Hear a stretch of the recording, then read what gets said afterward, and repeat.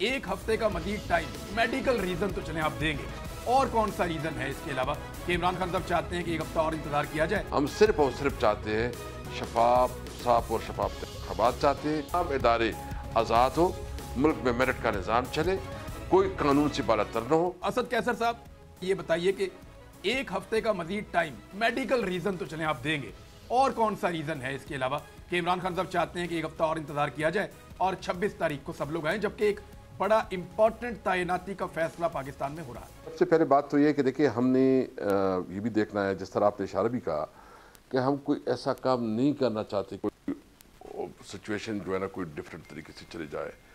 और एक तो हमने कैटेगरिकली ये वाज़ेह कर दिया है कि अभी हमें किसी में इंटरेस्ट नहीं है। जो भी आर्मी का जनरल आता है एक प्रोसीजर के मुताबिक, मेरिट के मुताबिक आता है, हमें किसी के ऊपर कोई इतराज़ नहीं है। ये इदारे की अपना इंटरनल मामला है, या जो इसका प्रोसीजर है, जो कानून है, जो रूल्स है, उसके मुताबिक हो जाए। तो हम कोई ऐसा इंप्रेशन जो दिया जा रहा था कि हम ख़ास एक जनरल में इंटरेस्टेड हैं, किसी के ख़िलाफ़ है, तो इसका हमने कैटेगरिकली जो है ना मैसेज दे दिया है। हम इस जंग में नहीं है।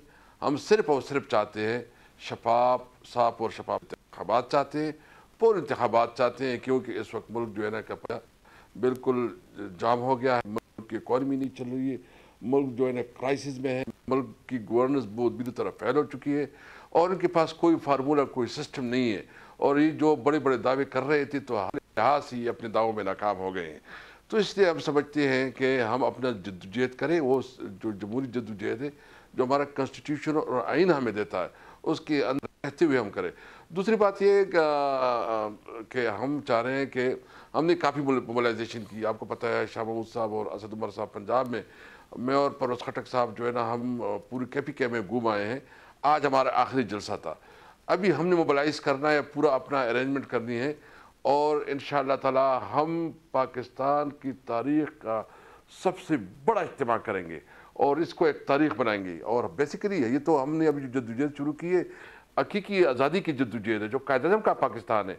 कायद-ए-आज़म के पाकिस्तान के लिए हमने वो जद्दोजहद शुरू की है कि तमाम इदारे आज़ाद हो, मुल्क में मेरिट का निज़ाम चले, कोई कानून से बालातर न हो, कानून जो है ना सबके लिए बराबर हो, और ऐसा पाकिस्तान जिसमें हर शहरी के हुकूक बराबर हो।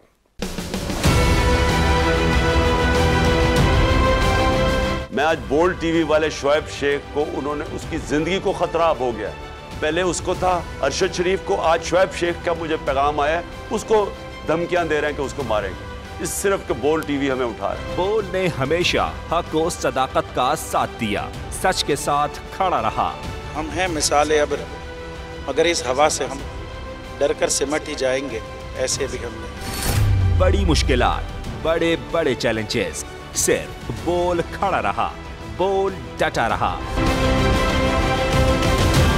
बोल को है जरूरत अवाम के दुआओं की। इज़हार आज़ादी के लिए, पाकिस्तान के लिए, पाकिस्तानी अवाम के लिए।